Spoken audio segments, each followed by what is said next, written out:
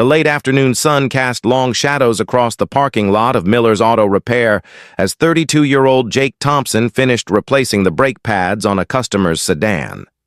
His gray t-shirt was stained with grease and motor oil, and his dark hair showed traces of the sawdust from his second job at the lumber yard. Beside him, his 4-year-old daughter Lily sat on an overturned crate, carefully coloring in a book while occasionally looking up to watch her father work. Jake had been running his small auto repair shop for 3 years, ever since his wife Sarah died in a car accident and left him to raise Lily alone. The shop barely broke even most months, but it allowed him to keep Lily with him during the day while providing honest automotive service to working-class customers who couldn't afford dealership prices. "Papa, why do cars get sick?" Lily asked, her blonde curls catching the afternoon light as she looked up from her coloring book. "They don't get sick like people do, sweetheart," Jake explained patiently. "But parts wear out from being used, just like how your shoes get worn down from walking. When that happens, we fix them so they work properly again." Lily nodded seriously and returned to her coloring. Satisfied with this explanation, Jake was cleaning his tools when he heard the distinctive sound of an expensive car pulling into his lot. He looked up to see a sleek silver BMW with steam rising from under the hood. The driver appeared to be having trouble, repeatedly trying to start the engine with no success. The car door opened, and out stepped a woman in her early 30s with carefully styled blonde hair and an elegant cream-colored business suit. Even from a distance, Jake could see the frustration and anxiety on her face as she stared at her malfunctioning vehicle. The woman was Alexandra Harrison, CEO of Harrison Digital Solutions, a technology consulting firm worth over $30 million.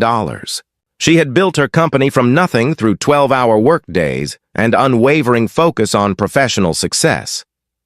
But today, stranded in an unfamiliar neighborhood with a broken-down car and a crucial client meeting in an hour, she felt completely out of her element. Jake wiped his hands on a shop rag and approached her car. "Having some trouble?" he asked gently. Alexandra looked up at this man in work clothes and felt a mixture of relief and embarrassment. "My car just died. The engine was making strange noises, and now it won't start at all." "Let me take a look," Jake said, already moving toward the hood. "Mind if I pop this open?" "Please do. I have a very important meeting and I can't afford to be late." Jake opened the hood and immediately diagnosed the problem. "Your cooling system has failed. Looks like the water pump went out, which caused your engine to overheat. That's why it won't start now." Alexandra's heart sank. "How long will it take to fix?" "Normally, I'd need to order the part, which takes a day or two. But I think I have a compatible water pump in my parts inventory. I could have you back on the road in about an hour." "Really? That would be incredible. What will it cost?" Jake quoted her a fair price that included parts and labor, significantly less than what a dealership would charge. Alexandra immediately agreed, grateful to find someone who could solve her problem quickly and honestly. While Jake worked on her car, Alexandra found herself watching him interact with his daughter. Lily had approached the BMW with curious eyes, clearly fascinated by the fancy vehicle. "Is this your car?" Lily asked Alexandra with the direct honesty that only children possess. "Yes, it is," Alexandra replied, kneeling down to Lily's level. "What's your name?" "Lily Thompson. My papa is the best car doctor in the whole world. He makes sick cars feel better." Alexandra smiled at this description. "That's a very important job. What's your favorite color for cars?" "Pink," Lily announced without hesitation. "But Papa says they don't make pink cars for grown-ups." "Actually, they do make pink cars," Alexandra said conspiratorially. "They're just rare and special." Lily's eyes grew wide with wonder. "Really? Have you seen one?" "I have. Maybe someday you'll have a pink car of your own." As Jake worked on the water pump replacement, Alexandra found herself drawn into conversation with Lily about everything from favorite animals to favorite books. The little girl was articulate and imaginative, clearly bright and well cared for despite their modest circumstances. "Papa reads to me every night," Lily explained proudly. "He does different voices for all the characters. He's really good at princess voices." Alexandra laughed, trying to imagine this grease-stained mechanic reading fairy tales in princess voices. That sounds wonderful. Do you have a favorite story? I like the ones where the princess finds someone who loves her just like she is, Lily said seriously.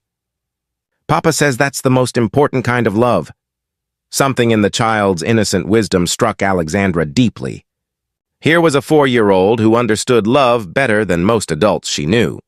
When Jake finished the repair, he test drove the BMW to ensure everything was working properly. The car ran smoothly, and Alexandra felt overwhelming relief that her crisis had been resolved so efficiently. "Mr. Thompson, I can't thank you enough," Alexandra said as she prepared to pay for the repair. "You've saved my entire day." "Just doing my job," Jake replied modestly. "That should run fine now, but if you have any problems, just bring it back." As Alexandra prepared to leave, Lily tugged on her father's sleeve and whispered something in his ear. Jake's expression showed surprise and embarrassment. "Lily, you can't just ask people things like that," he said quietly. "Ask what?" Alexandra inquired, curious about the exchange. Lily looked up at Alexandra with hopeful eyes. "Papa, can I ask her?" Jake sighed, clearly uncomfortable. "I'm sorry, Miss Harrison. She has something she wants to ask, but it's not appropriate. Please let her ask." "I don't mind." Lily approached Alexandra with the serious expression children wear when discussing important matters. "Miss Alexandra, I was wondering if maybe you could be my mommy." The question hung in the air like a gentle breeze that changes everything. Alexandra felt her breath catch as she looked at this beautiful child who had just asked the most heartbreaking and innocent question possible. Jake's face turned red with embarrassment. "Lily, honey, you can't ask strangers to be your mommy." "I'm so sorry, Miss Harrison. She doesn't really understand. It's okay," Alexandra said softly, kneeling down to Lily's level again. "Why would you want me to be your mommy, Lily?" "Because you're nice and you're pretty and you like the same things I like," Lily explained with 4-year-old logic. "And Papa gets lonely sometimes even though he tries to hide it." "I think you might get lonely too." Alexandra felt tears spring to her eyes at this child's astute observation. "How can you tell that I get lonely?" "You have the same look in your eyes that Papa has sometimes when he thinks I'm not watching," Lily said with the brutal honesty of childhood. Alexandra looked at Jake, who was clearly mortified by his daughter's directness, but also touched by her concern for his happiness. "Lily," Alexandra said gently, "being someone's mommy is a very special thing that takes time to develop. But I would be honored to be your friend. Could you come have dinner with us sometime?" Lily asked hopefully. "Papa makes really good spaghetti, and I could show you my coloring books." Alexandra found herself saying yes before she had fully processed the invitation. Something about this child's openness and her father's quiet dignity had touched a part of her heart she had forgotten existed.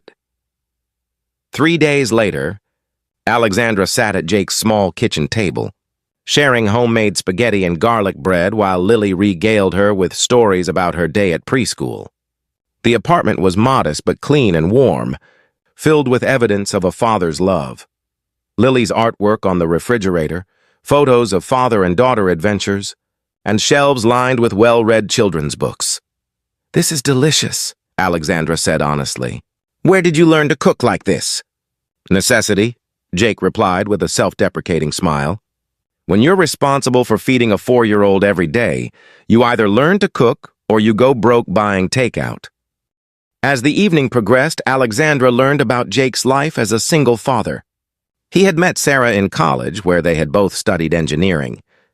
After Sarah's death, Jake had left his corporate job to start the auto repair shop because it allowed him to keep Lily with him while still providing for their needs.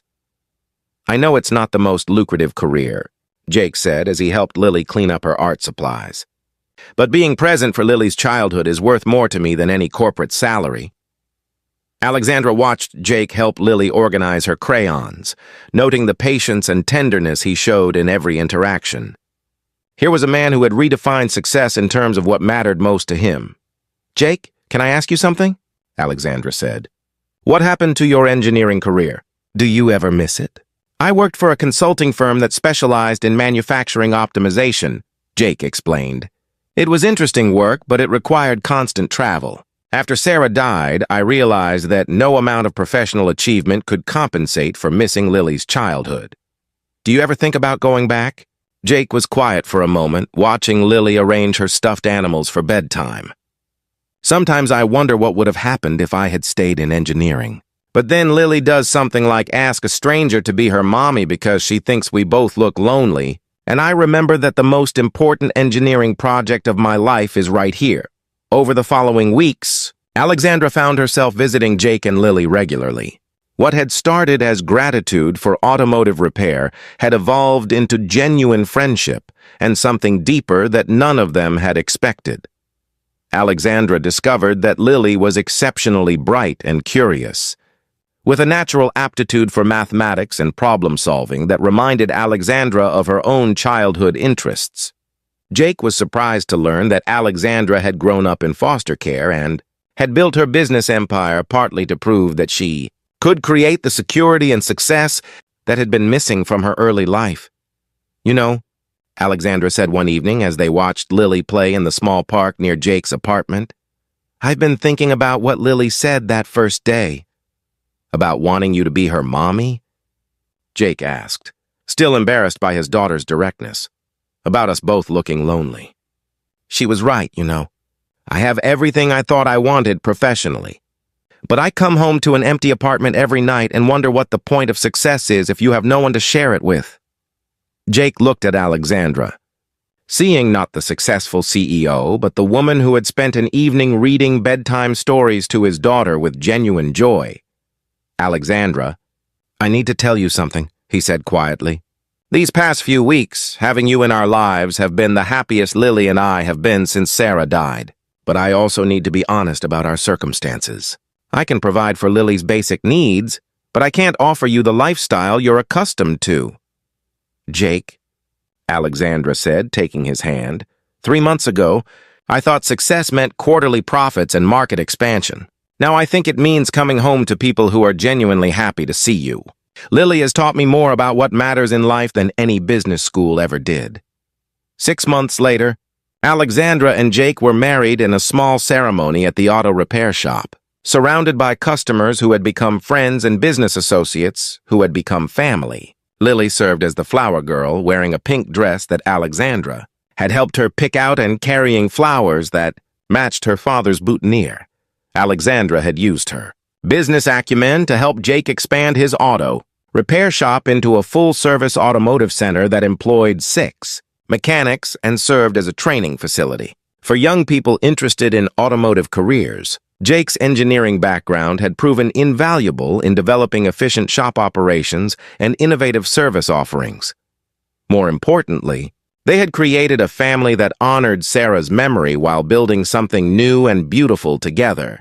Lily had gained not just a mother figure, but a mentor who encouraged her curiosity and supported her dreams. Alexandra had discovered that the greatest achievement of her life wasn't building a company, but helping to raise a child who saw the world with wonder and kindness. The BMW that had brought them together still received its regular maintenance at Thompson Automotive, but now it shared garage space with Jake's pickup truck and Lily's bicycle. The little girl who had asked a stranger to be her mommy had somehow known what all 3 of them needed before they knew it themselves. Their story became a reminder that sometimes the most important questions are asked by children who see the world more clearly than adults, and that the best answers to loneliness aren't found in professional achievement but in the willingness to open our hearts to unexpected love and connection. If this story reminded you that children often see what adults miss and that the most meaningful relationships can grow from the simplest acts of kindness, please give it a like and share it with someone who might need encouragement about finding family in unexpected places. Subscribe for more stories about how helping others often helps us discover what we've been missing in our own lives. And please comment below about a time when a child's wisdom changed your perspective, or when helping someone led to relationships that enriched your life in ways you never expected. Your story might inspire someone else to remain open to the beautiful possibilities that exist in ordinary moments.